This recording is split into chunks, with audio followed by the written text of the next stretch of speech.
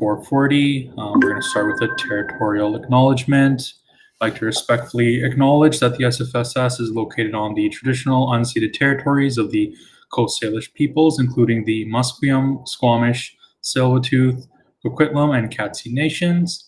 Unceded means that these territories have never been handed over, sold, or given up by these nations. And the SFSS/SFU are currently situated on occupied territories.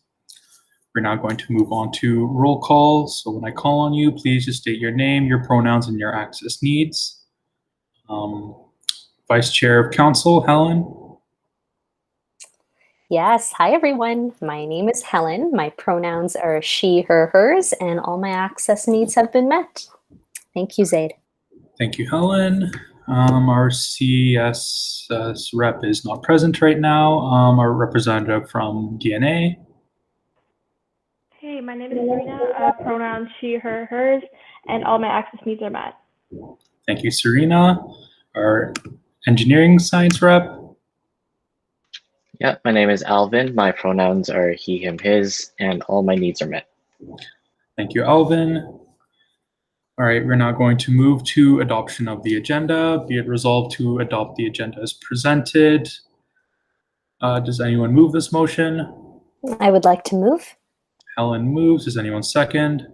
Second. Alvin seconds. Is there any discussion? So I'd like to move to amend the agenda to include the discussion item, SFSS bylaw review. Does anyone second this motion or this amendment? I will second this amendment. Helen seconds. All right. Seeing no discussion, we're going to move to vote on this amendment. Seeking unanimous consent. If you dissent, please unmute your microphone. Seeing no objections, this amendment carries. So we're back to the main motion. Be it resolved to adopt the agenda as amended. We're now going to move to vote. Seek unanimous consent. If you dissent, please unmute your microphones now. Seeing no objections, this motion carries. So we're now on to discussion. So our first discussion item for today is generally just the overall goals for the governance committee for the year. As we saw in the presentation, we have already thought of some goals, but always we are open to any suggestions from councillors. So basically, I'm going to just go through some of the big ideas that we have. First of all, what we really should be doing is outlining the roles of chair, vice chair, council liaison, and councillors in the council policies. As you see, there isn't a whole lot of guidelines or anything put into the council policies that outlines the duties and responsibilities and also kind of the boundaries of these roles. So that's just something that we really need to work on. Working on the SFSS bylaw review with the board, which is something that we will get to later on. Outlining and creating a standardized training procedure or process for chairs, councillors, and committee members. So that could be some form of documentation or presentation that is then created and then passed on to be given to the new chairs and councillors to get them up to speed.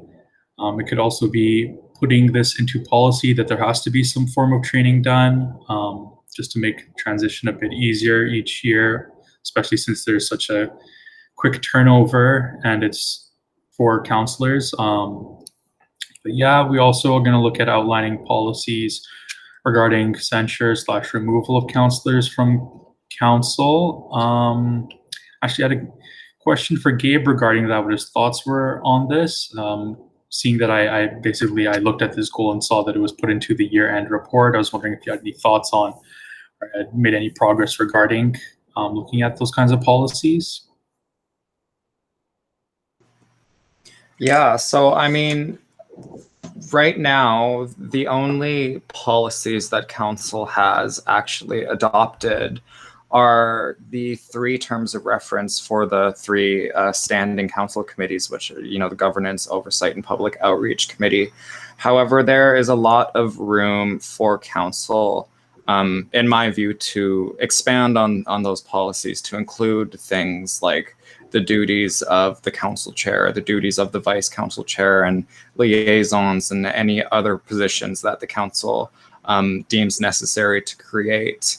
As well, there is a need, I feel, to solidify some other roles too, like simply what are, at a bare bones level, what is the duty of a counselor?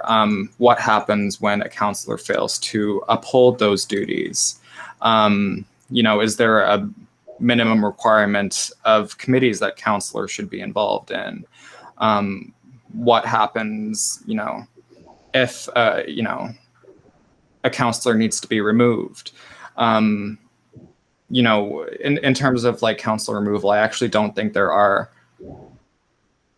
any particular ways to remove counselors within council itself. That happens by the body that elected them, which is their student union. However, there are certain things, such as if a counselor is to miss 2 meetings without sending their regrets, they are removed from council, which I've seen that Zaid has been enforcing. So there is a lot to think about. And, of course, this committee, now that it's up and running, is a discussion that you can hopefully have in the coming months. Yeah, thank you, Gabe. Sorry, I forgot to let both of you introduce yourselves. VP Finance, Corbett. Hi, everyone. So yeah, VP Finance, pronouns are he, him, his. Access needs are met. Anything else? No? That's all. Thank you, Corbett. And then Gabe. Sure. Thank you, Zaid. Hi, everyone. My name is Gabe Leosis. I'm the VP University Relations. My pronouns are he, him, his, and my access needs are met. Yeah, sorry about that. I didn't have your names put on the agenda, so I didn't know. Anyway, so is there any thoughts from anyone regarding these goals that we've outlined? Anything you guys want to say? Yes, Alvin? Yeah, on the topic of, say, removing a council member, I'm just thinking from the perspective of the department student union that elected their member. If the council member was removed, sometimes that specific person has other responsibilities within the department student union, but then that would be essentially taking away one of their responsibilities. So I guess something to consider is the other side of removing them is the DSU themselves, and I guess they would need to amend their bylaws as well and policies to see what happens in that situation. Right. Corbett? So sorry, I was looking at something else. Just to be clear on what you're talking about, is this like the automatic removal if they miss 2 meetings? No, this is more regarding, I guess, just any kind of misconduct or, continuous, I guess, bad behavior. So I guess where basically majority of council sees that this person is unfit to be on council. Yeah, so just looking at, this is something we need to discuss, right? How does that happen if this does arise? I don't know if it's happened in the past or anyone's has been removed from council outside of them missing meetings. But this was something that was recommended to us by the report from the last chair. So it was something that I thought was worth looking at. Yeah, the way I could see a process then would be you go, the chair goes to the affected student union and asks them to run a by-election if whenever it's available within their own individual process, their own bylaws or policies. And because they have no representative until that time, or they can appoint a temporary representative that the interim that could still attend meetings. I'm not sure if they would have voting rights, unless you want to actually recognize they have voting rights. Assuming that's not something in the bylaws that restricts it. That could be a process, so that because it's more about the student union having a representative as opposed to like a more appropriate representative or more effective representative, I guess. Mm-hmm. Yeah, so this is just one of the areas that we need to have some discussion on. We have a lot of other stuff to discuss today, and we will make time to go over this specific topic. Is there anyone else have anything they'd like to say on this? Any other questions or comments?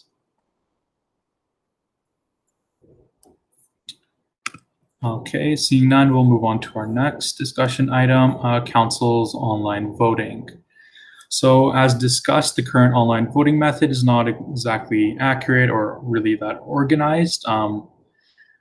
the way we've been doing it is essentially just having people unmute their microphones. And I mean, not everyone unmutes at the same time. We had this discussion in council. So this is something that comes underneath our committee to look at and see what changes can be made. So we've been given the suggestion to use polls in Discord for voting. Are there any other ideas regarding what kind of system we could move to using? Basically, we need to know exactly how many counselors out of the total present vote yes, no, or abstain. And then we basically want to find something that's easy to set up and kind of edit with names for elections or motions, and something that is obviously secure for counselors only to be voting in there, which is the concern that was raised earlier. Yes, Helen? Yeah, I was actually a question for you, Zaid.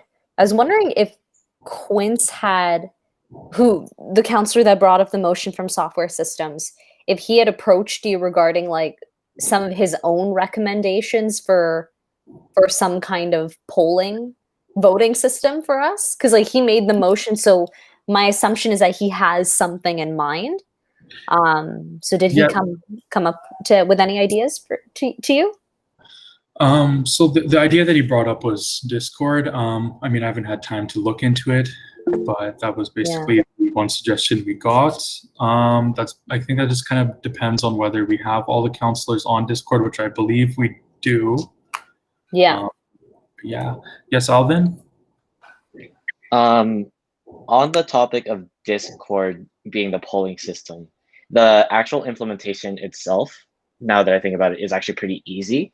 And then it's pretty secure, because if we could grab every single counselor's name, and then they would only have one vote, and then it'd be anonymous, or not exactly anonymous, we could see who voted. But the big problem would be moving from Google Meets to Discord, I think. So if Quince had the idea of making something for Discord, that part is easy. It's moving Google Meet to Discord is the problem.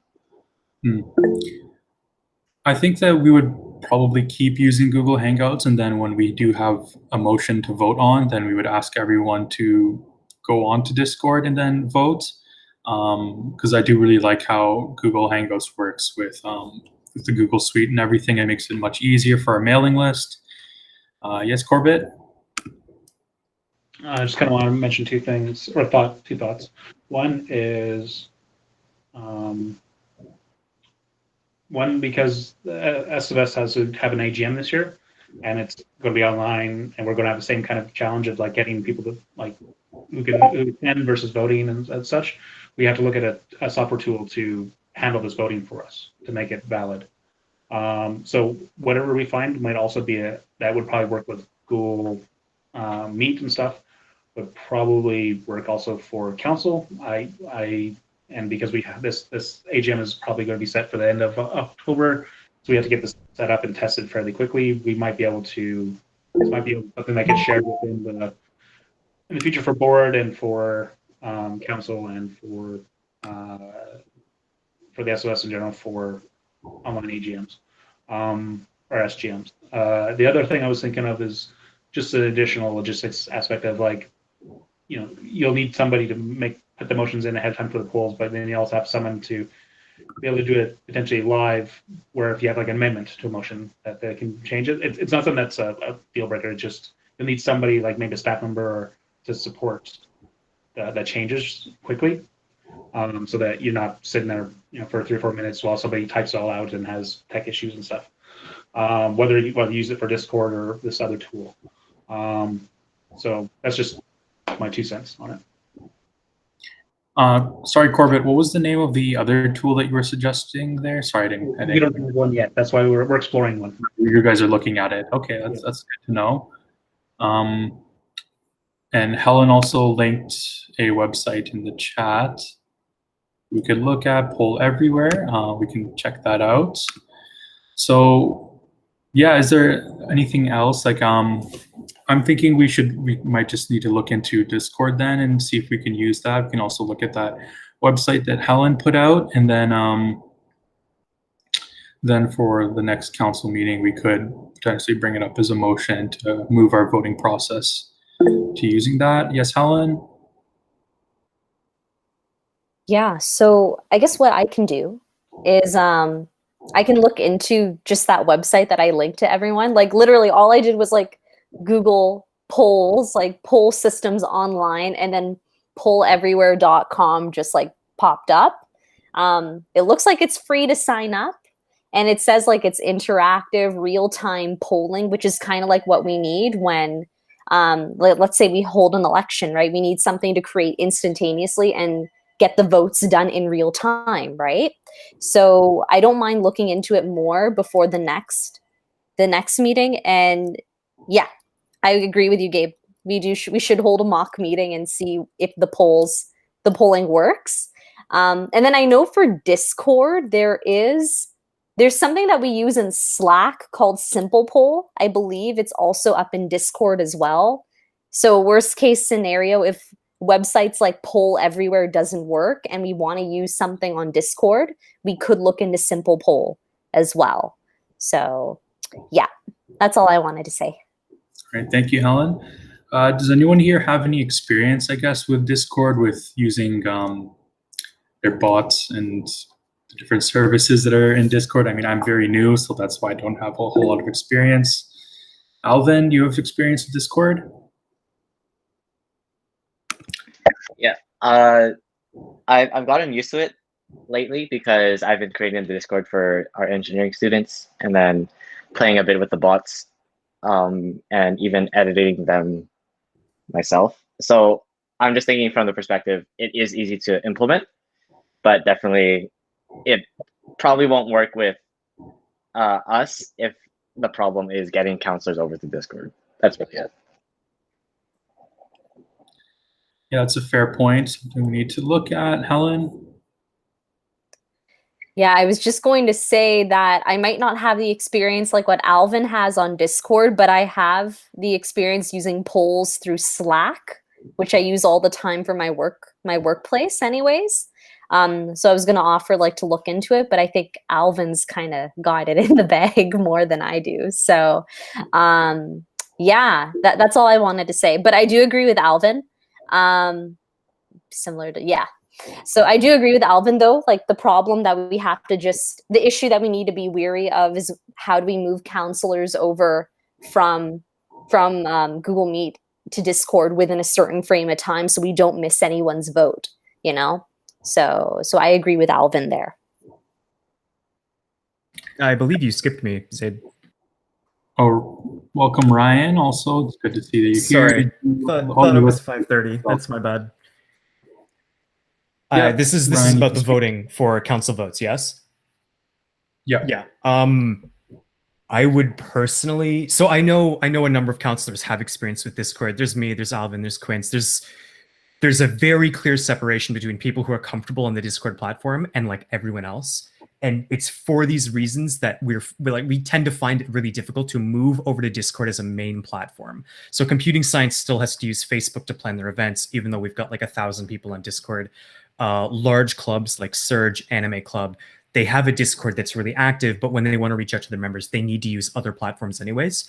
And the reason for this is, well, actually, there's a number of reasons for this. So Discord's branding makes it generally less accessible than social media. And so there's a category of users that really like Discord and they want to do everything through Discord. And so they have bots set up that handle their polling, they play music, they do multimedia, they import members, they do management. And there's people who are not familiar with it, and all of this comes difficult to them.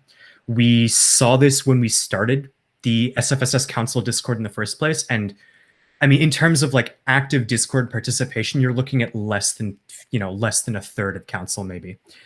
Discord is a platform. It's JavaScript based, so it's buggy. It doesn't perform well. It doesn't like running on certain systems. So it's not friendly with like older Android or iOS devices. A lot of laptops, it'll just bug out entirely. And for this reason, I would advise against using Discord as a platform for something as trivial as voting, right? For facilitating discussion, sending links, what we're using right now, like in the governance committee, for example, you posted like the skeleton minutes, right? Like, this is what the meeting's going to be. That's fine. But in terms of just voting, I would just have people use a web service because it's more accessible. There's much less susceptibility to, you know, software failures, things going wrong, people not being able to access Discord, not remembering their logins. And there's no real, I guess, benefit to using Discord other than that it's convenient for the people who are already comfortable on the platform. All right, thank you, Ryan. You brought some good points. I'm thinking then we'll probably need to do a bit of reading just to look at what kind of websites are available for hosting polling. Maybe we can bring this back at another meeting to discuss again after we've looked into it. Is there any other discussion? Anything else anyone wants to say on this topic? All right. All right, Alvin. This is just saying an option.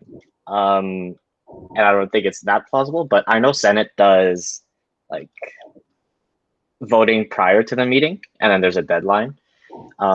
It probably won't be as effective for us, but it is an option. Like they do it through web survey, which actually like keeps it secure and all that. And that's it. All right, Ryan. Just to what Alvin said, I feel like this would lock us out of voting on action items that are brought up at the meeting. Councillors have the bad habit of not, you know, reading the documents until the meeting starts. And then in addition to that, every once in a while, I mean, not even once in a while, like every 2 weeks, a motion is brought up or an action item is brought up at council that we were previously unaware of, right? And we amend it to the agenda the day of. And so it makes advanced voting impossible. As well as then we've developed, you know, we've brought in a new system for voting that only works on certain action items. So it's not like if we were like voting for a new chair, for example, we wouldn't be able to vote on advance because we haven't done the nomination process until immediately before the voting. And so I feel like we really are just looking for like an online polling, like a straw poll, basically. Yeah, fair points. I mean, yeah, I wouldn't be for advanced polling because I mean, a lot of the motions that get brought to council don't get brought up, say, the meeting before or even before the deadline, things get added, so we wouldn't be able to vote on it at the time. And I mean, I don't think it would be very helpful for our discussion and things as well. So I think maybe each of us should just take maybe a few minutes to just look online after the meeting, just see what kinds of websites are out there, and then we can bring it back for a discussion again and look over the websites we found at our next meeting. Yes, Gabe? Oh yeah, I was just gonna say, Alvin, did you say that was the Senate? I believe there was SCUS. They did it for the pass-fail system. They voted online. Oh, okay. I was just because I'm on the Senate as well, and I don't recall ever actually voting on a resolution via web survey. I don't actually think that's something Senate does, and it's not actually consistent with Robert's Rules of Order, where you have to have debate and everything on a motion. So, but I will just also emphasize that any software or website or whatever needs to be very flexible for things like if a motion gets amended during the adoption of the agenda, then you need to be able to add that very quickly after that motion's been added. Or simply amendments to main motions, those need to be able easily editable in the middle of a meeting in case those occur. So and something obviously that is very easy and quick to use, because I remember last council term there was a motion that had 3 amendments that occurred to that motion, and it took 17 minutes because we didn't have an easy way, 17 minutes to actually vote through all those amendments because we didn't have a proper way to vote, and it wasn't going quick. So yeah, that's yeah. All right, thank you, Gabe. Is there any other discussion? Anyone else want to say anything? I see Helen put a test poll in the chat. Oh, yeah. Wait, hang on. Robert's Rules of Order. 1 second, guys. Helen. Thanks, Sade. Yeah, while you guys were talking, I was just playing with the Poll Everywhere website that I found. And I just did like a test poll. Like, I think it was Ryan or someone that brought up the question of, oh, who wants to be chair? So I was like, okay, I'm going to give this a try. And I tried creating a little poll between two people. You can vote for chair. I don't know if the link works, but someone voted. So I don't know if it was a good thing or not. I don't know if it's going to be helpful in the future, but something that we can look into and play around with as well. All right. Ryan?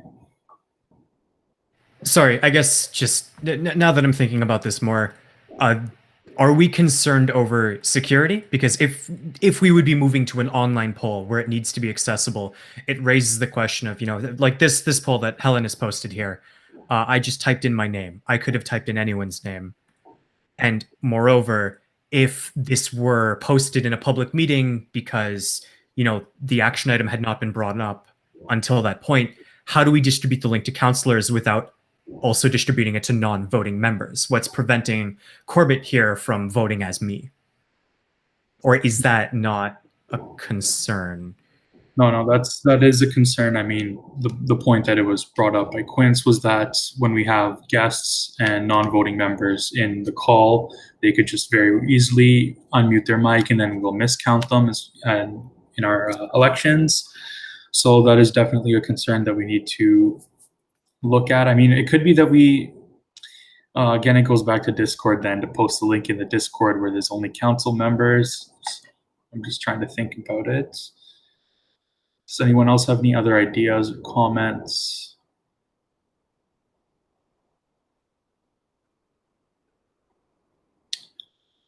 Yes, Helen?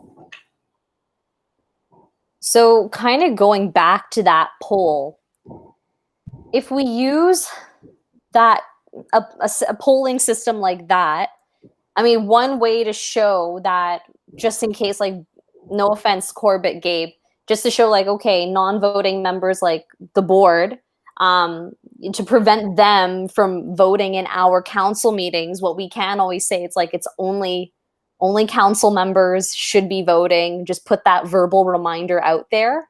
And then we can, like, I don't know, if the system allows for it to happen, we can show the names of people who have voted for that motion. But my only concern is whether we want names to be shown, or do we want to keep it anonymous? Yeah, so that's just something we need to think more about. Corbett? Yeah, from a security perspective, you'd have to have it tied to probably a restricted mail list that's only council members only that can join, and vote through. But we're going to have the same problem with SFS generally for the AGM. So the SFS, the board has to really find a tool that can fit with all these requirements on our end. I'll reach out to, or I'll get staff to reach out to IT services to see what kind of solution they have, because I know they have their own AGMs, like the Alumni Association had an AGM during COVID. The way they did it, I'm not sure if it was valid, but we can still talk about from like any on-site solutions. They're using Zoom. Maybe we have to switch over to Zoom. We're not sure yet, but we'll look into it too and try to share as much information we can as quickly as can with council. Great, thank you. Ryan?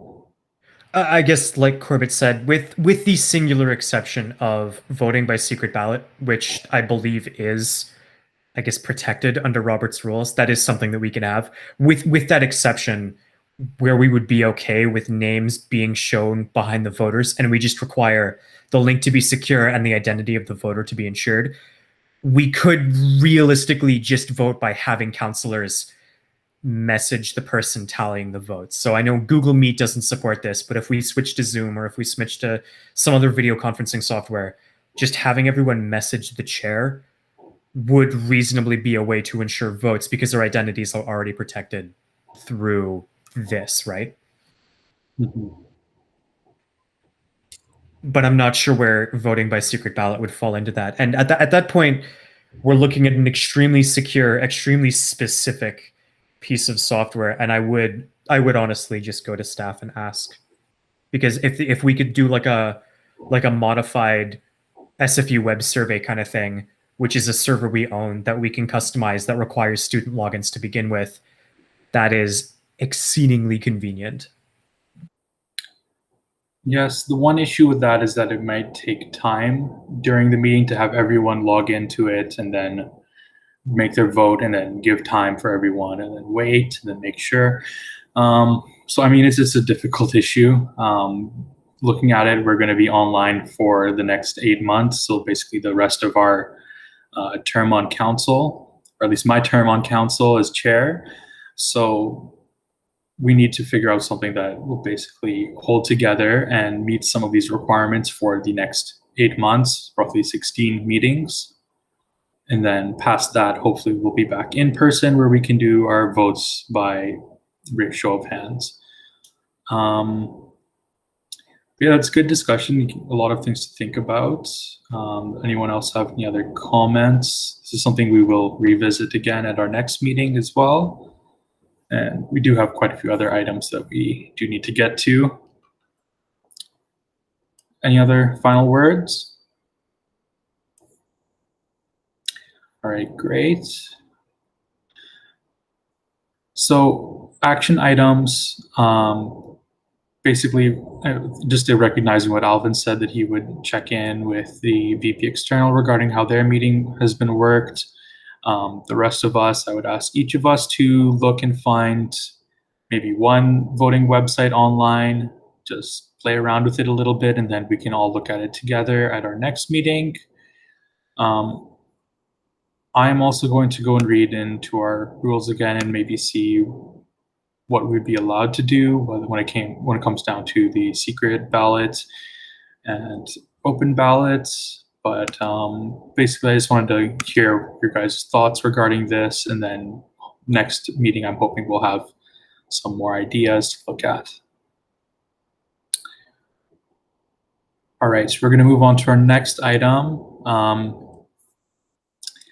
Noticing we have a lot of stuff to get through this meeting. So our next item is going to be council budget. So again, this is going to be overview. I'm not expecting us to figure out the whole council budget today, but just going over it, right? So council's budget has been reduced due to lack of spending last year. We are down from $5,000 to a $2,000 budget. Expenditures over $2,000, we can still apply for those. I believe they'll need to be sent to finance for approval. And outside of the budget, we are also looking at financing stipends for committees. This was something that corporate and I worked on briefly. So I'm going to actually share the spreadsheet with you guys. Just 1 second. Just find it in the council drive. But yeah, basically Corbett and I, we made a little spreadsheet, looked at how much it would cost for the 3 committees for stipends if we were to have them meet once a month for a year. I'm just getting the link right now and I'll send it to you guys.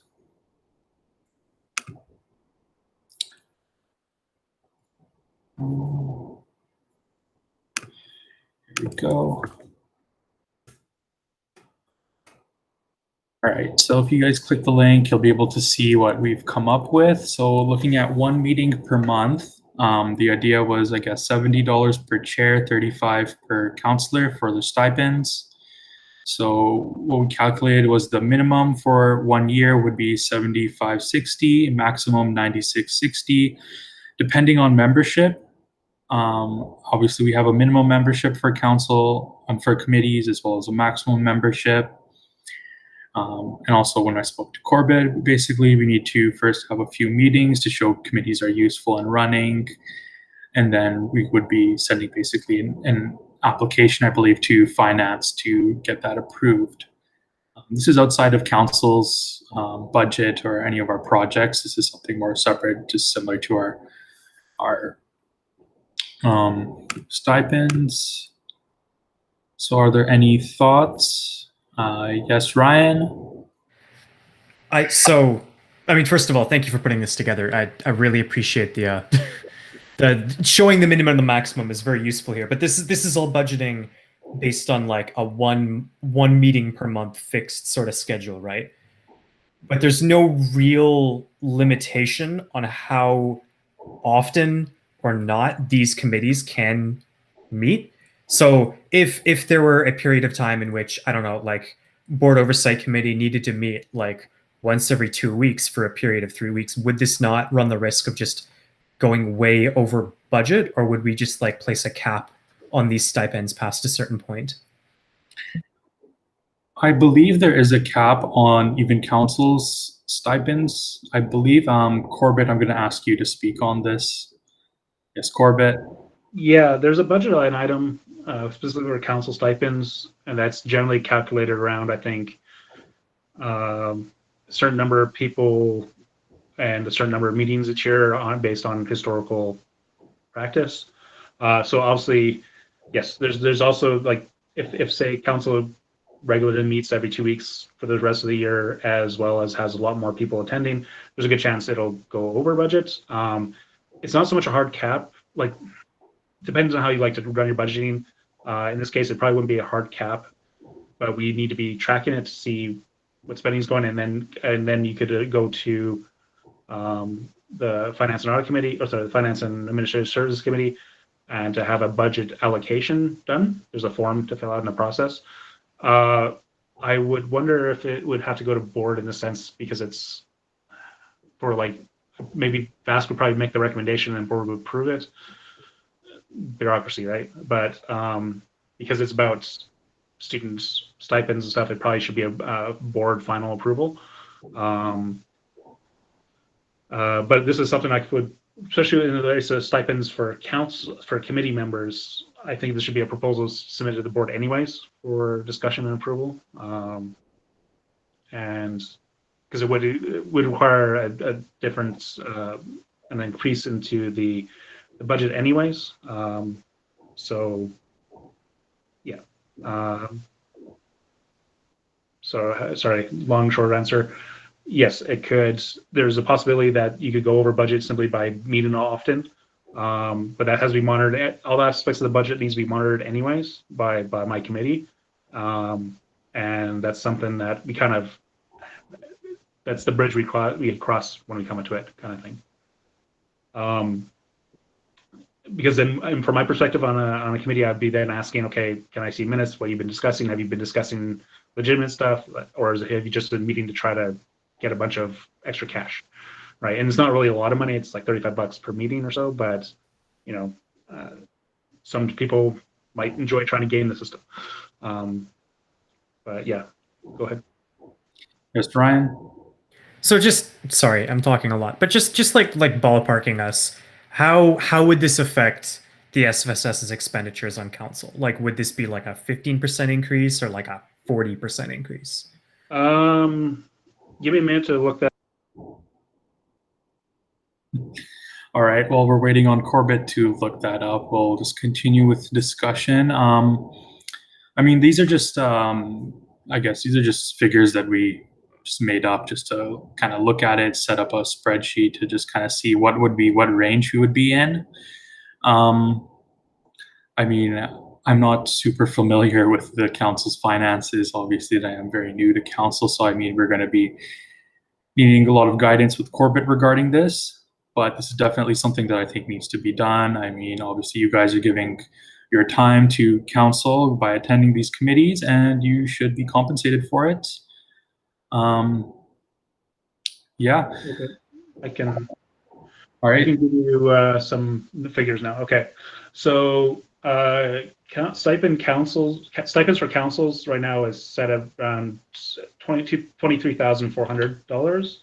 Let me see if there's actually a breakdown in the budget for that. No, it's just probably carryover from previous years. So an extra 10,000, I think was one of the ranges. 7 to 9. 7 to 9. Okay, thank you. So that would be like a 50%. It'd be about what, a 40% increase potentially. Mm-hmm. So yeah, it'd be a jump. But if you are actually doing the work, then I think it's reasonable. All right, Corbett, sorry putting you on the spot with all of this, but I mean, what would you say the next steps are? I mean, you are VP Finance, right? So what would you say the next steps are for this? We will be hosting, meetings this month. I'm not expecting to send this proposal in until, say, fall, but I'm just wondering what are the steps that we need to take? So this would be a proposal for increasing the budget. For specifically the line item for council stipends. So I would want to receive a proposal for the Finance and Administrative Service Committee for us to review and then make a recommendation to the board. So basically what we'll need is a rough timeline, because right now FAST doesn't meet that often, maybe once a month. I want to start meeting more regularly, but we'll see how it goes with schedules.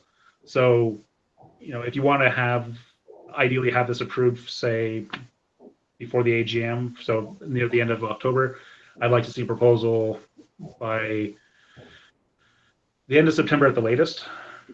Because then we can meet at, say, beginning of October, then send it up to a board's motion probably for either approval or disapproval by middle of October, late October.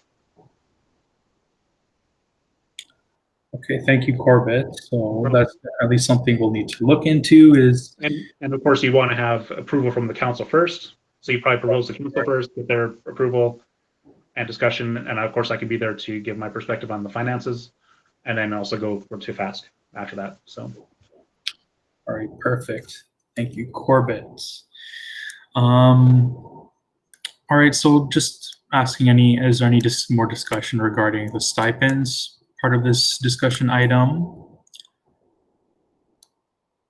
This is also something that we'll need to look at and potentially start with writing a proposal. The numbers make sense to everyone if you've looked at the document. All right, so when it comes to the rest of the budget, we have $2,000 that can be utilized for other things. I mean, since this term is going to be entirely online, basically, what are some possible ways we can utilize this $2,000? I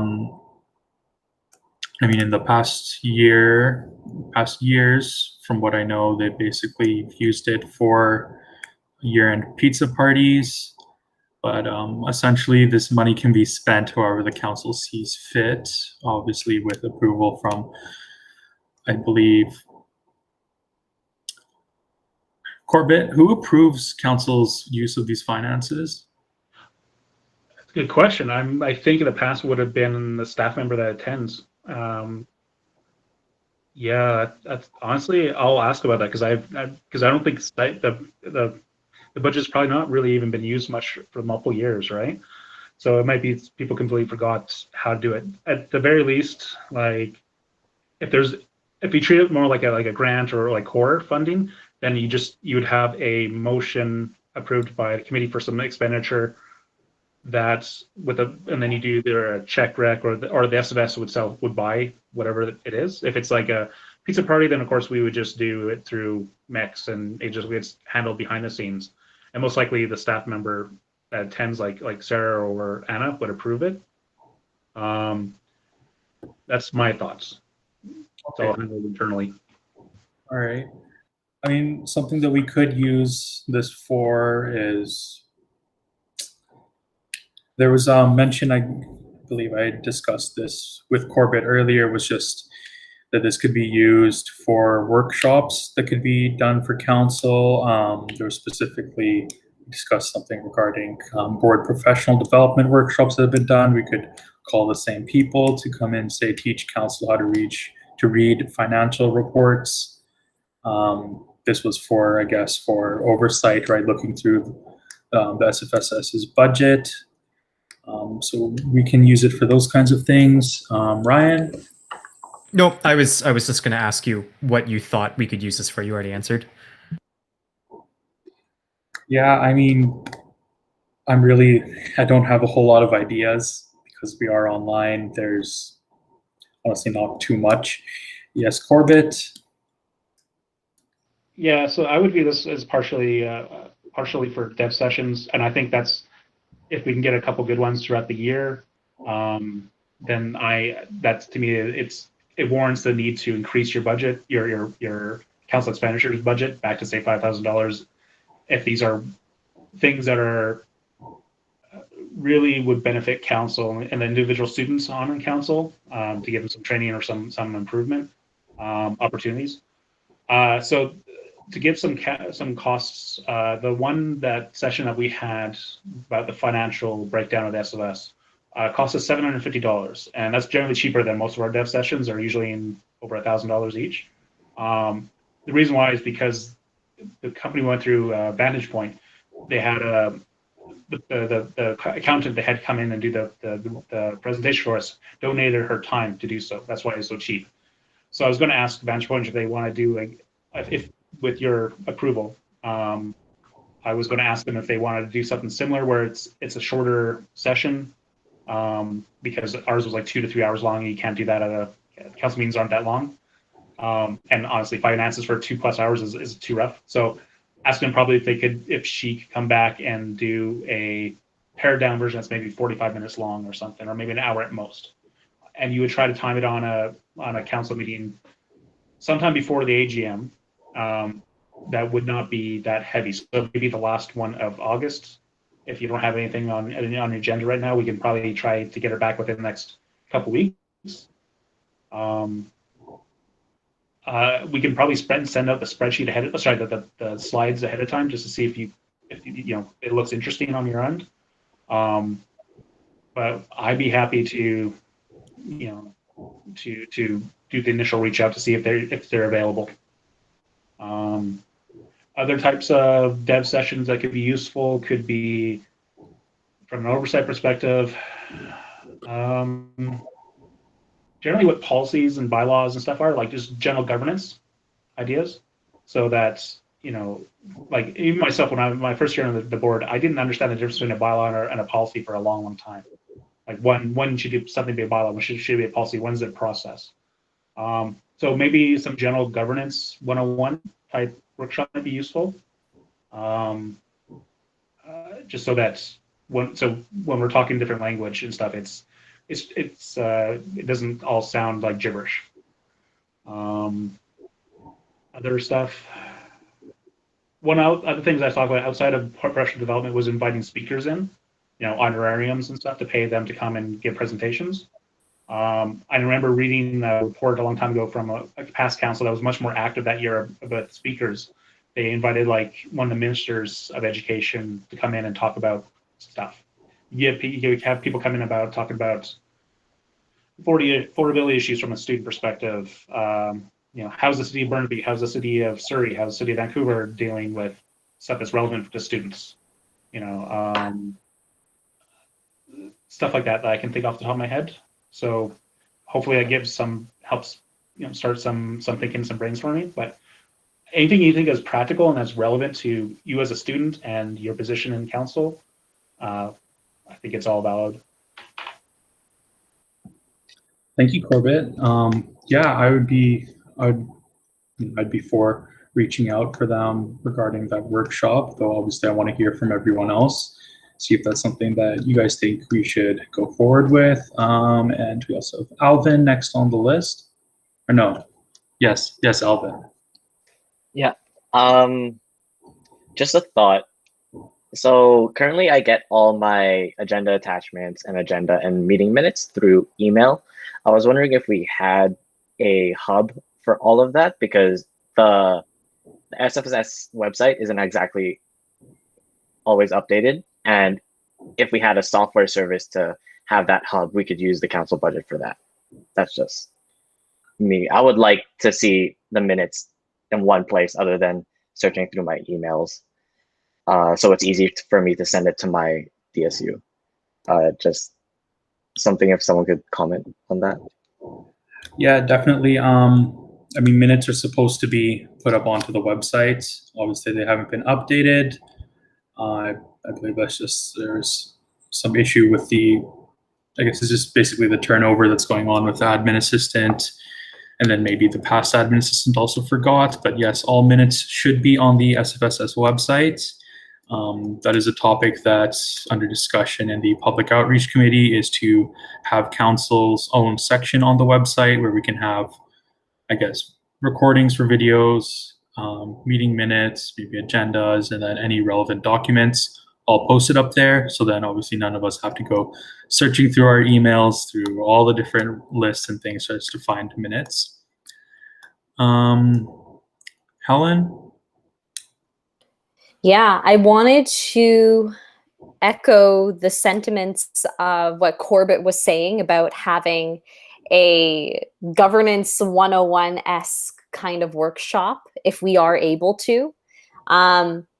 Being that we are the governance committee, we are at the forefront of council to create that structure that it's been lacking all these years since, you know, the board and council, they used to be forum and then they broke up, right? Thanks to the board those years back. So now we're kind of finding our way, we're finding our footing to give council the structure that it needs, right? And that's through bylaw reform, you know, going into the AGM as well, which is really exciting that we get this opportunity to do so. So I feel like once we as a governance committee really start making our footing and we kind of know what's going on, the structures, the policies that we've been implementing, we should definitely do some kind of workshop to give all of our counselors, maybe even the SFSS in general, just clarity on what our role is, who we are, where we stand, right? And I know there's a lot of reform happening right now at this time.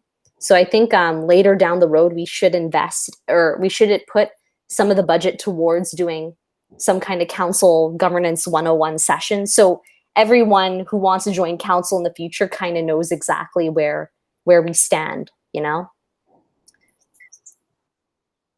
All right, thank you, Helen.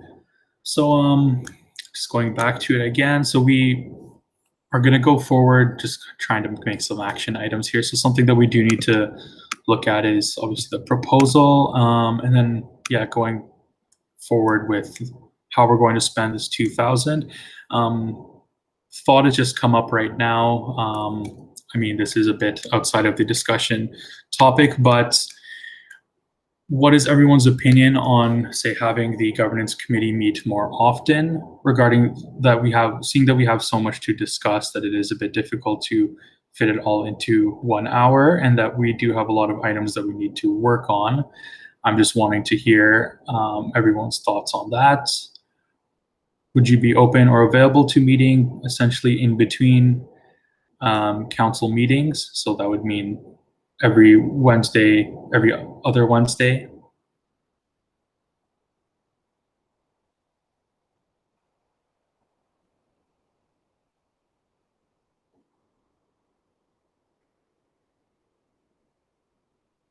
All right, that's great. Thank you. And then we will move forward. So is there any more discussion regarding this? This is something that we're going to bring up again. I mean, we have so many items to discuss this meeting that it's kind of difficult to get super in depth and to get really to get motions coming through. But I mean, we will revisit this again then in 2 weeks. But yeah, are there any other thoughts? Anything else anyone wants to say regarding this? I am quite open to looking at implementing workshops or bringing presentations or workshops for council using our budget. Essentially what would happen is we would decide on something to, thank you, Corbett. So essentially we would decide on what kind of presentation we want from whichever company, and then bring it as a recommendation for the budget. I believe, or we would include it in a full recommendation for the entire usage of the budget and bring that full recommendation to council to then approve as our budget spendings for this year. But of course, we will come back to this at our next meeting as well, as there needs to be much more discussion. Are there any other thoughts or anything anyone else wants to say?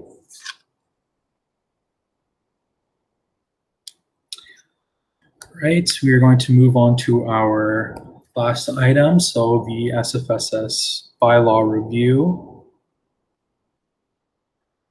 So as you guys have all received the briefing note from Gabe, in the board governance committee, we essentially discussed potential governance restructuring that would come up, that we'd want to put forward into the bylaw reform. So essentially, there were 3 options proposed in this briefing note for some different structures that we could possibly implement in this bylaw reform that we're looking at. I'm just going to paste those into the chat again so that everyone can look at them, and then I want to hear everyone's thoughts. Just 1 second.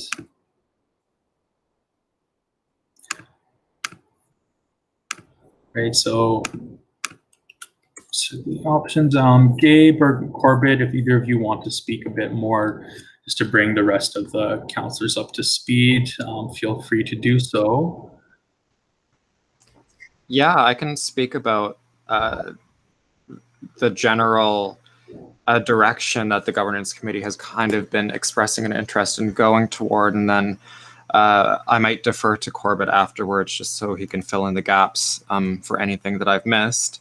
But essentially, you know, the SFSS has been undergoing a bylaw review for quite a number of months now, and a number of consultations have happened, and a survey was conducted.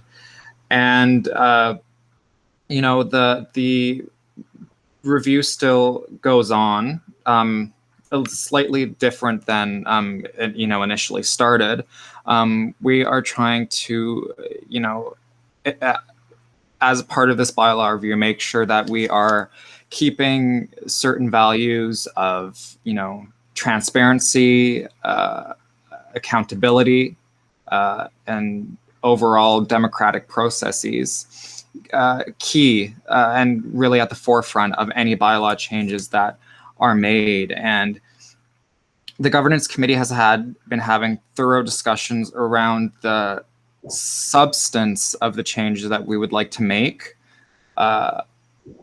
in, you know, the bylaws that we would like to recommend to our membership for the fall 2020 annual general meeting. And the governance committee expressed a very passionate desire to move toward a model where council has more power, or has a stronger ability, I should say, to act as an oversight and accountability body of the elected officials of the SFSS, the board of directors. And so there have been lots of, this has been a very big point of discussion, I think, for the last number of months. And I know myself and many others have been thinking about how this can be done. Because technically, and I'm trying to keep this explanation short because I know this meeting is coming to an end very quickly, but under the Societies Act, it gets very tricky when you have 2 bodies who exercise oversight of the organization. It can be argued that the board is the only body that the Societies Act talks about, and so any other bodies, like council or student union, etc., are inferior to that of the board. So we have been looking at ways to go around that, to actually give council the power that it needs to act as an accountability body. And so a model that we have been looking at is a model similar to that of other student societies, a very common model, I should mention, similar to that of UBC's Student Society, the AMS, or even our own Graduate Student Society, where the council is actually the legal entity that's responsible for the organization. The council is the board of directors. And looking at the SFSS's history, this is actually not new. Council and board used to be the same entity as early as 5-10 years ago in one large body called Forum. And in 2001, I believe, is when the board and council actually split into two separate bodies. And so the committee has been talking about how to bring a model like that back so that council does have that power again to oversee the organization. And so a way that we have been brainstorming and we believe is very adequate and consistent and what's the word? Compatible with the Societies Act is this way. So any society, the supreme governing body of a society is always your members. The board, any elected official, even you as a councillor, are accountable to the members through, and the members can overturn or make any decision, regardless of what the board thinks, through general meetings, annual general meetings or special general meetings. And the board, essentially, even if it's not explicitly stated this way in the bylaws, holds the power of a general meeting between general meetings. The board exercises that power on behalf of the membership. And so a way to get around having conflicts with the Societies Act in regards to the council and board relations is to have a clear chain of accountability where the bylaws clearly state that the supreme governing body of the organization is a members meeting, a general meeting. I'm going to refer to it as a members meeting. And if we want council to have more of an accountability role, then what should happen is that in between a members meeting, council would be empowered to act on behalf of a members meeting in between members meetings, except for certain things that are specifically reserved for a members meeting in the Societies Act and in the bylaws, such as actually changing the bylaws themselves, appointing an auditor, things like that. So council really is the most powerful body after your members. What would go below council is an executive, and this is what is the board. So let's go through this again. The AGM would be the supreme body. Under that would be council. And under that would be the executive. And the executive would have the powers of council in between council meetings. So in that way, the executive still has the power to make the decisions as if it's the board, but they are always accountable to the council above them, so that the council can overturn decisions made by the board if it's in bad faith or against the interests of the council and therefore the membership. And just, overall, making sure that there are frameworks of accountability and democratic processes and a larger voice for the diverse departments and faculties of the university. And so that is kind of our proposal and the general direction we would like to head in. And we would like to propose this to council. Now, again, I apologize for the spiel, but I would like to go over some of the key considerations in going forward with this model. Now, it's really important to understand that we are on a bit of a time crunch here. The AGM is only 3 months away. It'll be at the end of October. A tentative date right now is October 26th, which means that working on this project with the intent of making these substantial, and they are substantial changes to council, is going to take a lot of time and energy. So, you know, and also as part of our bylaws, we do, and the Societies Act, I should say, we have to give notice to our members of these changes. So we have to give a 21-day notice period, which basically means at the beginning of October, we have to say to our members, okay, and put these changes to our members. We have to have that done by then. However, we should give ourselves at least a week buffer or two to actually prepare like a campaign to say to our students, hey, these are the changes we're making in the spirit of democracy and accountability and transparency. And this is why you need to come to our AGM and vote in favor of these bylaws. Secondly, another consideration to recognize is that one of the main reasons we were doing this bylaw review in the first place is because there are many problems in our bylaws that already exist.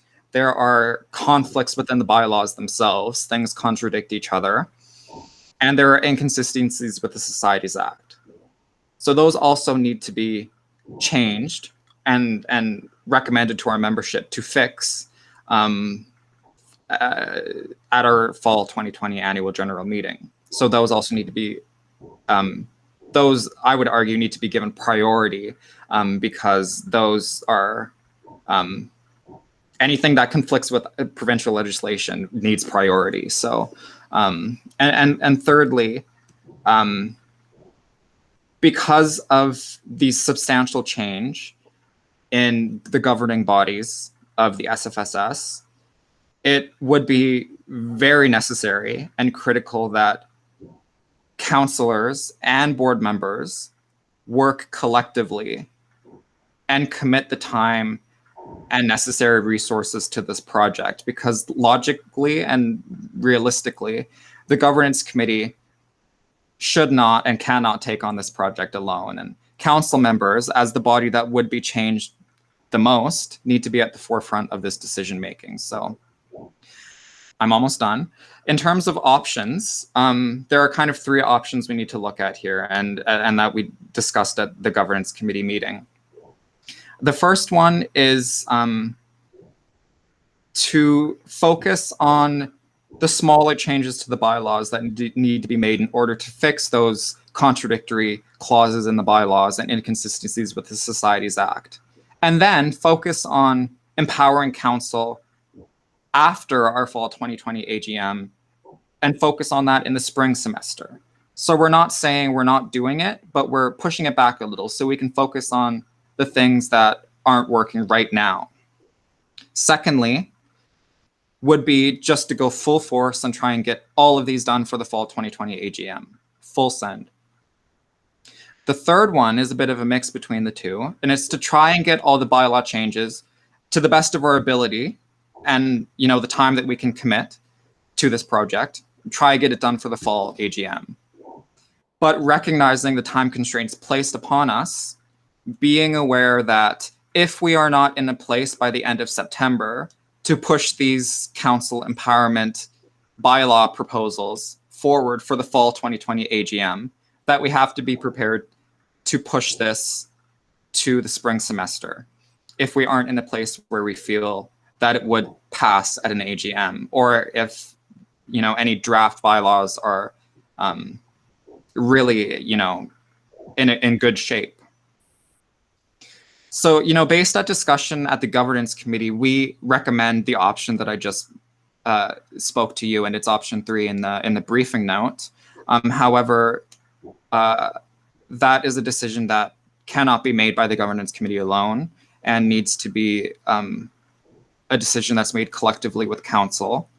And so I want to open the floor to discussion on that because I recognize it's a lot, and council has absolutely a valuable voice in all of these changes. So I'll shut up now and pass it back to Mr. Chair. All right, thank you, Gabe. Thank you for explaining everything quite thoroughly, much better than I would be able to do myself. And I believe Ryan is up on the list. I mean, we're over time, right? Like, is everyone okay? Just like, we're all good? Okay.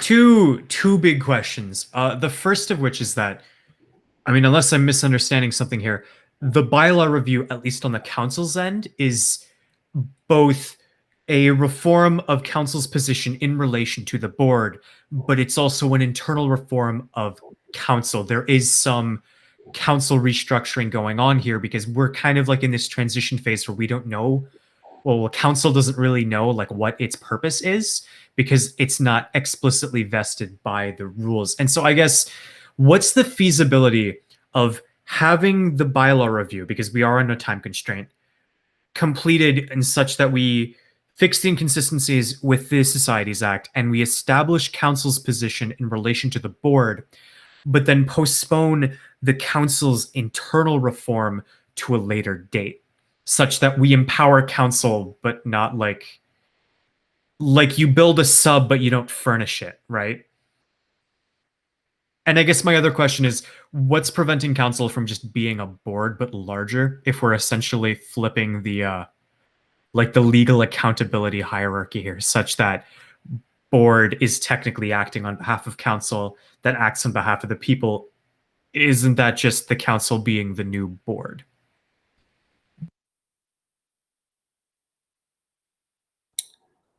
Thank you, Ryan. I can speak to that a little bit, I guess. So, I mean, the premise is that, like, if we look at the board as it is right now, power is quite concentrated in a few individuals, specifically in the executive, and there's no proportional representation in that, you know, we have one representative for education who represents a very small group of students, but she has the same position as science, who represents, you know, some thousands of students at SFU. At the same time, I believe that the reason we should move to that is that we would have more representatives, more people on there, right, who can voice their opinions, and then I believe it's a better way to democracy. And then also, I mean, in the way that we have right now, it would definitely not be the same. Like, the board would not turn into council, because as of right now, the council essentially cannot wield any power whatsoever besides, I believe, calling can we call a referendum? I'm not sure, honestly. I believe so, right? So outside of that, we don't have a whole lot at all that's really put into, you know, wielding any kind of authority aside from just advisory.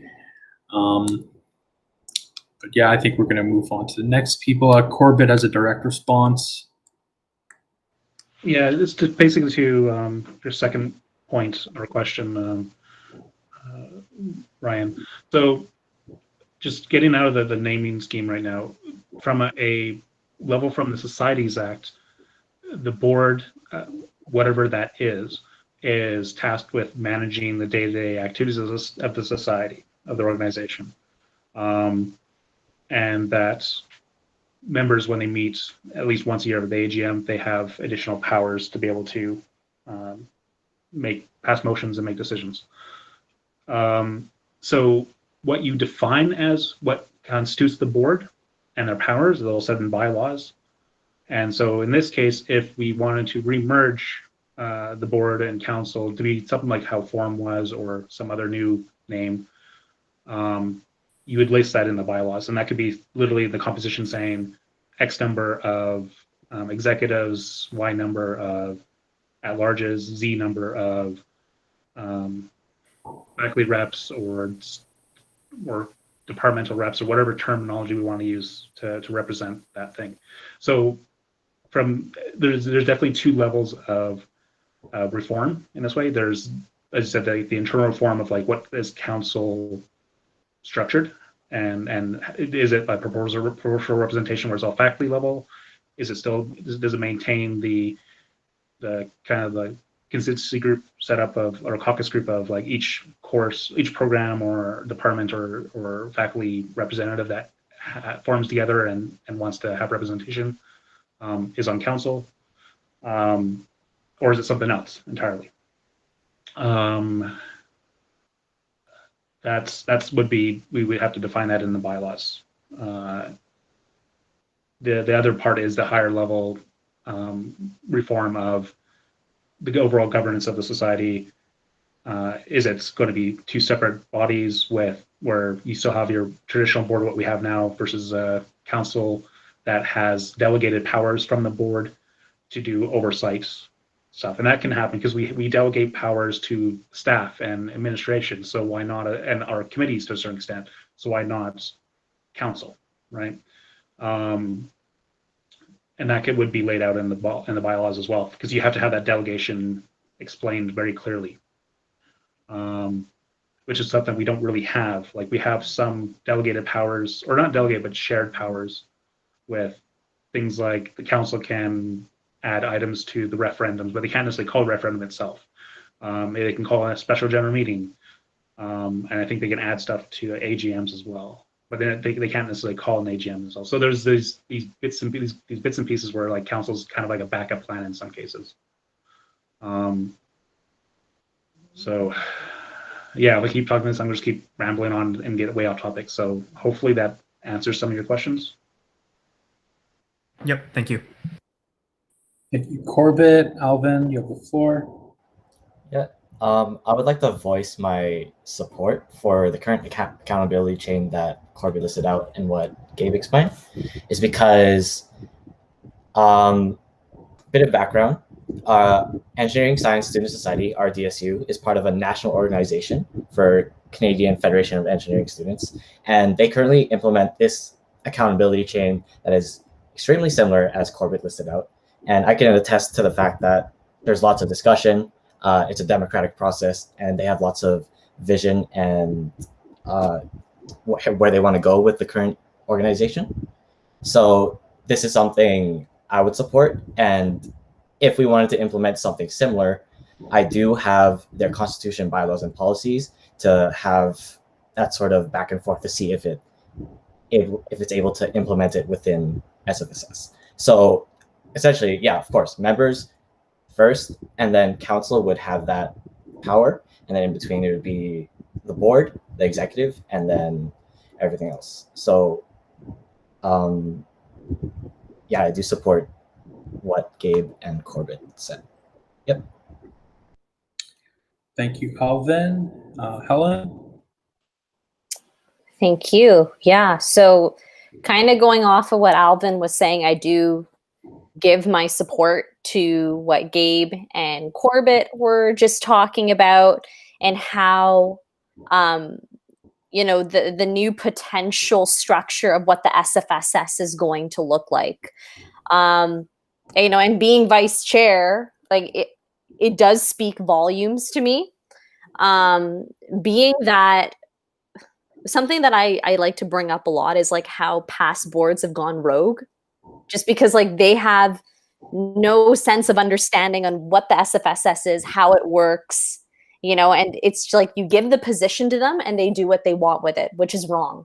It shouldn't be board, council, and then membership. It should always be the other way around. And like, Gabe, I'm so glad you're a poli-sci student here, because you get me.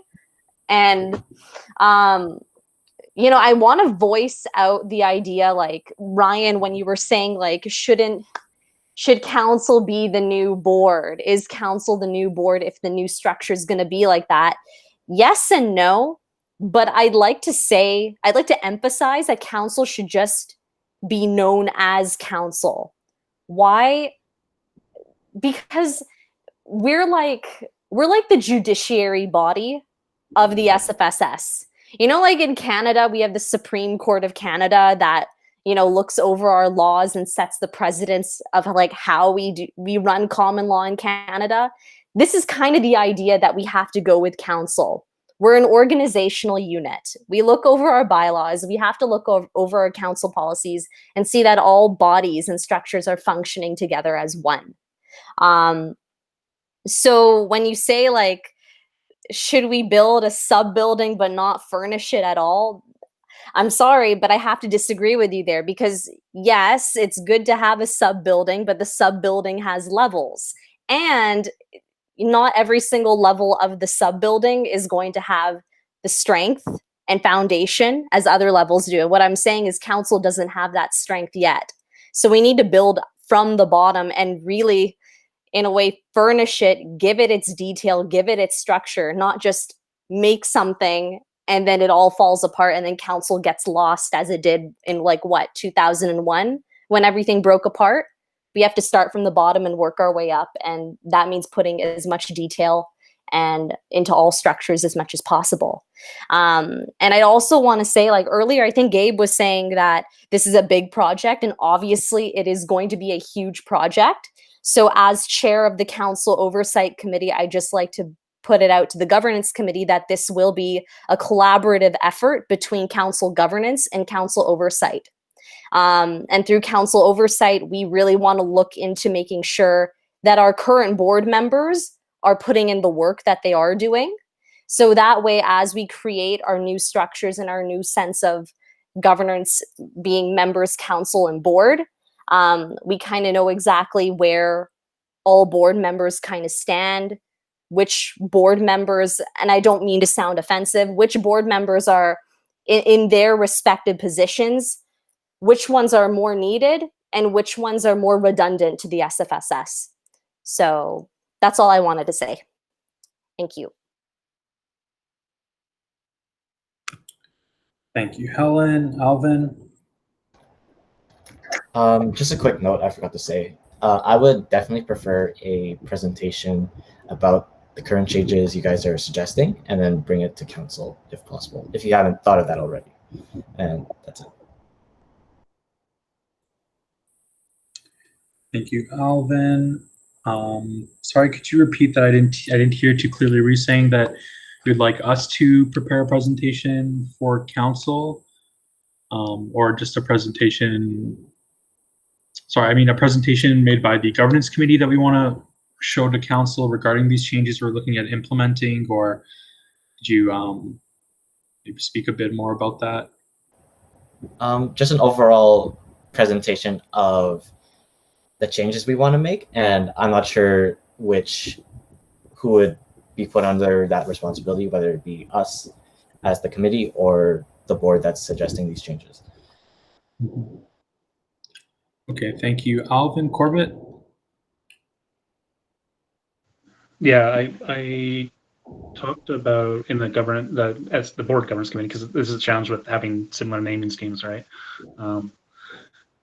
About that, I was generally in favor of this move of having council either be above us or combined together with the board, and having the executives be handling the day-to-day stuff, but answering to the board or the council. The terminology is going to be fun to sort out.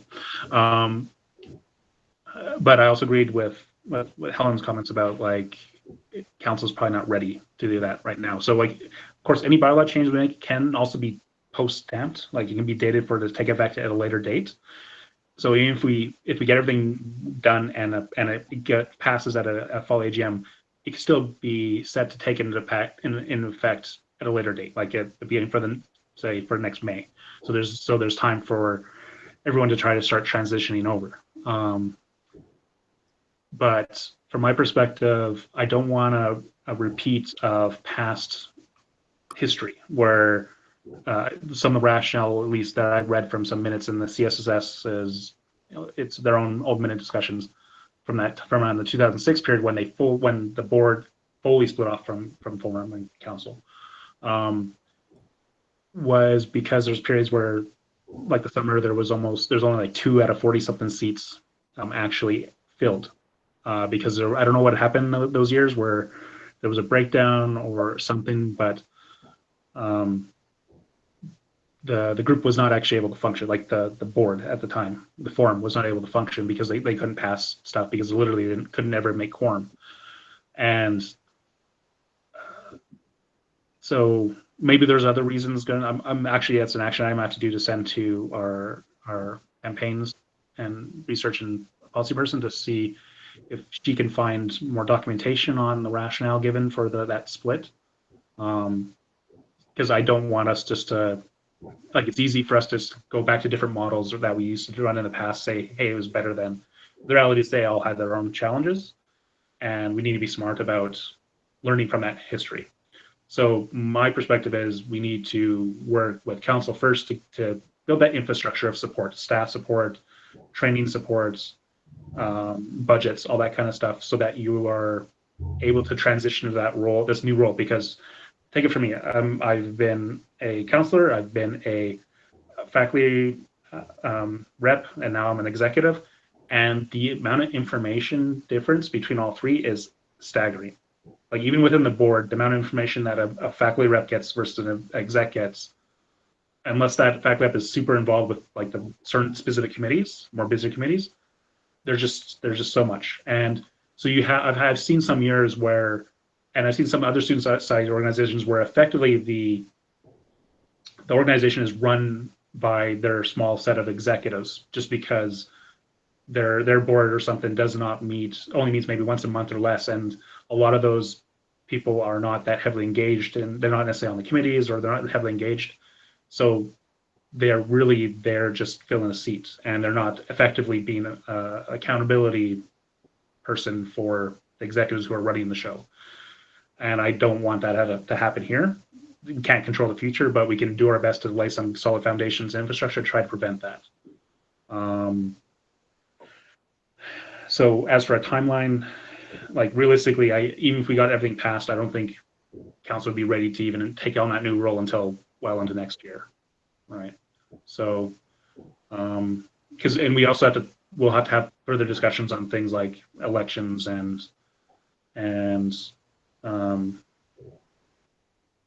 there's a few other things I just can't think of in my head, but they'll come to me later down the road.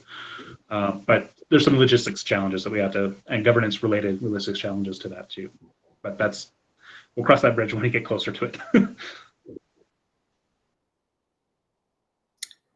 All right, thank you, Corbett. Just before I let Gabe speak, I just want to say something quickly. Yeah, so it seems like we do have a general consensus that we are for this change, right? But I guess what I want to do is, at least at this meeting, is to pick one of these options that us counselors here would vote for, or I mean would want to present to the rest of council. We should probably decide on one of these options and go forward with it, considering that this committee is essentially going to be the most involved in working well on this bylaw review and working on this new governance structure. Gabe? Yeah, I honestly, in the amount of time that's passed since I put my name on the speakers list, I've forgotten what I was going to say, but I will speak anyway because there are a number of points. It's that, of course, this is the changes we want to make is a big decentralization of power, where we're taking power that is concentrated in a in a small board and spreading it out to a larger council, and then allowing a smaller executive that's within that council to exercise that council's power in between their meetings. And I think the beauty of having it set up in that way is in situations like when Forum existed, or even if we look at our own graduate student society here, they have a council and an executive within that council, but their executive is not empowered to make decisions. And for that reason, their decision-making process is actually quite delayed and takes a long time to come to certain decisions because there isn't that power delegations. And so I think from my limited knowledge of council history is that the reason the split happened is because it was hard to do certain tasks. Like, I think, for example, in 2001, they were negotiating a new collective agreement for our unionized staff, and it would have been very hard to do that efficiently through council. So they thought, okay, let's just split off and the board will get to do this instead of having to go through council. And so, by the executive having that power, it still makes for an efficient management of the organization, but still having that accountability above that executive. In terms of, I'll pivot here in the conversation, but in terms of the timeline here, which is very important.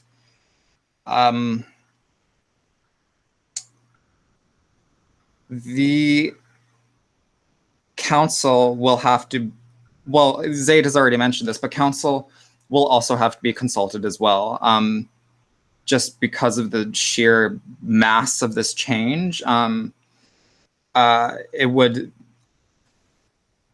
be wise to have this discussion, the discussion we're having today, at council as a whole. And ideally, council should probably pass some kind of motion solidifying its stance on whether it would like to move forward with these changes, because if council does not want to move forward with these changes, then the board should not continue to pursue these changes. So, you know, I think that's one of our first steps. You know, obviously after choosing one of these three options that I presented here in the briefing note, but Zaid mentioned this committee, the Council Governance Committee, meeting more frequently.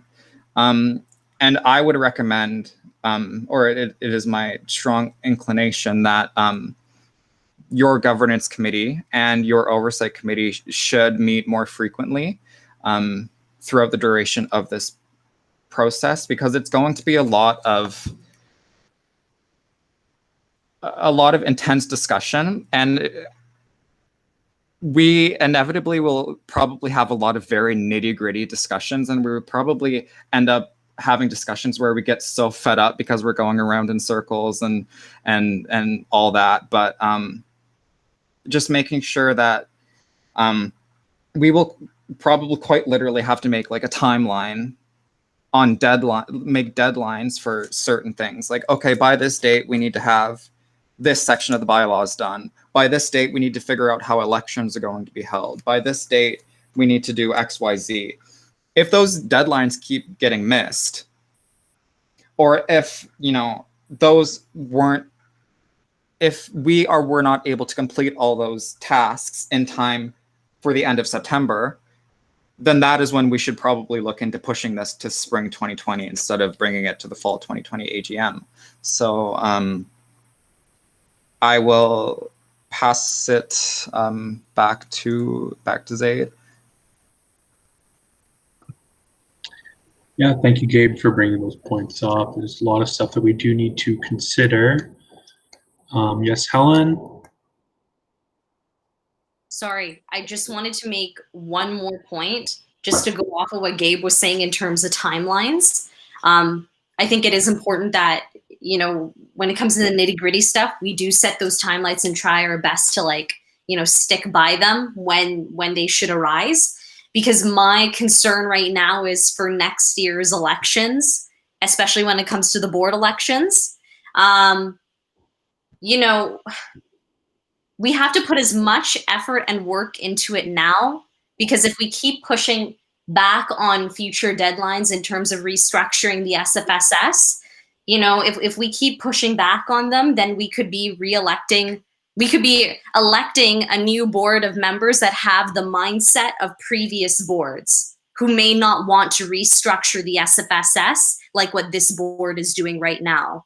So pushing for the work as much as possible at least within these next 6 months, that's going to be super important for us, because we're literally going to be like, we're going to make it or break it in terms of the SFSS. We're either going to create something that's more democratic, more inclusive, more transparent, or we're just going to fall back by the time the next elections go through and we go back into the cycle of what the previous boards have been doing and whatnot. So just wanted to make sure everyone had that in mind. Thank you, Helen. All right, seeing no one else on the speakers list. So yeah, so I think it's important for us to basically decide on which option this committee supports. out of the 3 that have been listed in the chat. So I'd like, if there's no more discussion, if there's no more clarification needed, I would like each of the counselors to express their support for whichever one of these 3 options for us to gain some kind of consensus in this committee of which one that we support, so that we can bring this up at council at our general meeting next week. So please, each of you, if you can, in the chat, express your support for one of the 3 options.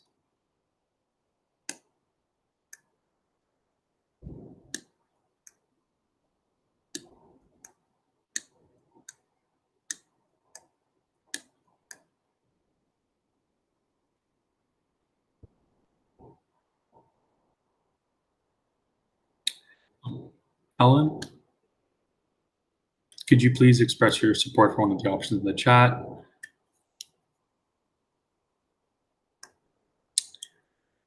All right, so it seems that a majority of us do support the 3rd option, which is trying to organize all of the bylaw changes and try to get them all in time for the 2020 fall AGM meeting. But also, if we are unable to, we may push them to the spring AGM, though we do have a bit of support also for focusing on the smaller changes and then fixing the inter-bylaw conflicts as well. But it does seem that a majority of us do vote for option 3. So taking that as our majority, I would like to strive for consensus with this. So if you do feel that we need to have further discussion on this, please do list yourself. I think we should try and reach a consensus with this. Yes, Ryan?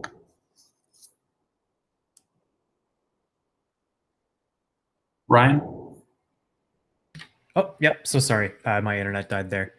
I'm assuming we're tied between options 1 and 3. I lost chat when I refreshed the window. But if we're striving to seek a consensus on this, yeah, but we're not really set in stone right now. We're debating between the options of delaying some of it or delaying all of it, and we're also in general agreement that this committee should meet more often. We can put this forward like a week or 2, right? Because there is a lot of discussion to be had here over what about this decision can we postpone? If we postpone the restructuring of council, does that also postpone the empowerment of council through the bylaws? Is council ready to be in a complete oversight position over the board? That's a lot of stuff that we don't want to talk about because we're like an hour over time. We can, I don't want to say put this off, but we don't need to rush this. Fair point. Helen? Yes, I want to express sentiments similar to what Ryan was saying. I don't think it's fair, honestly, I don't think it's fair for us to like come to a decision right now, like option 3, this is the way to go. Option 1, this is the way to go. We're not all of council.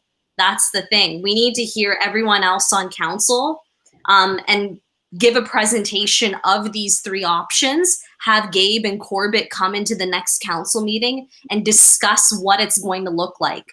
Yes, some councilors are a little bit inactive as the more engaged ones are in the committees, but public outreach isn't going to be talking about this, and those are a whole set of other councilors that should be involved and kept in the loop of what's happening.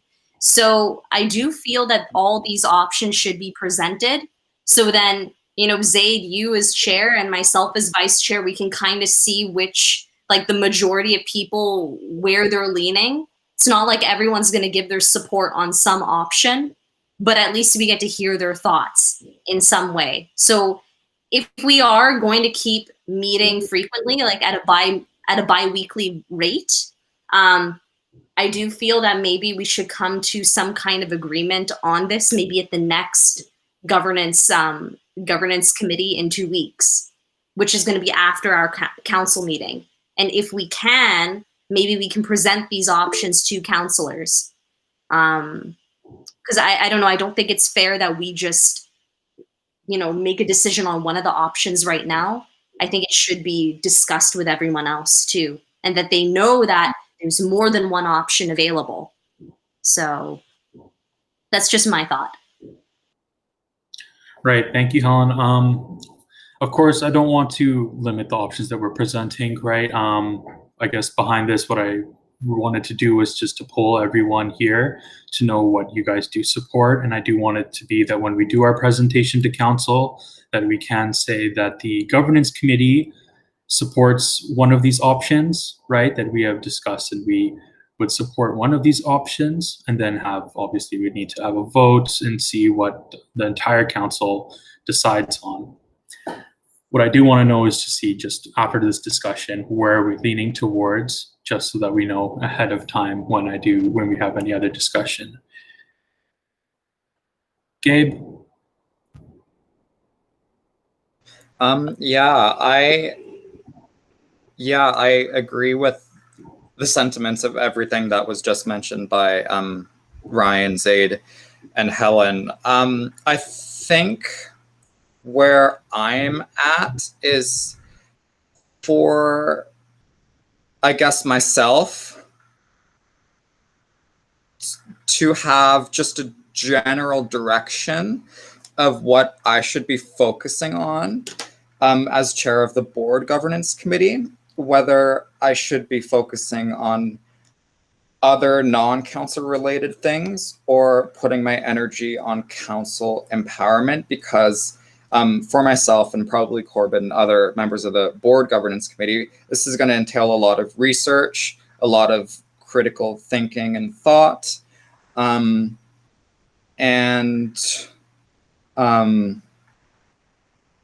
know, I would love to say that there is no rush, and I wouldn't use the word rush, but there is definitely a time constraint.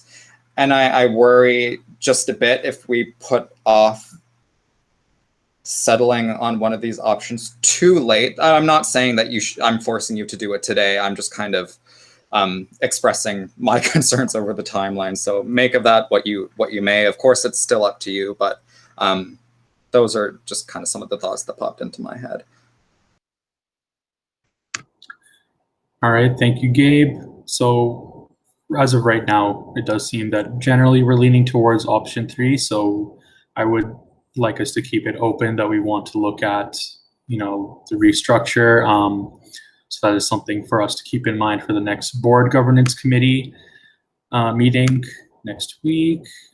Yes, Helen, just a reminder also, guys, sorry, we are quite over time, so we do need to wrap things up. But Helen, you do have the floor. This is my final point of the day. Final point. I'm not going to say anything more after this. Sorry, guys.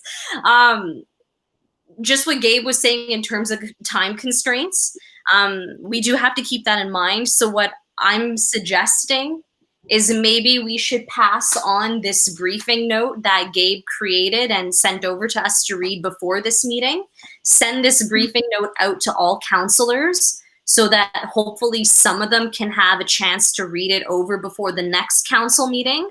If we decide to present all 3 options to the counselors at the next council meeting, that way we can keep the process moving forward and keep everyone in the loop. Yeah, that sounds good. Thank you, Helen. Is there any further discussion? So is everyone in agreement with sending out this briefing note to all counselors and then essentially opening up discussion at our next council meeting on this?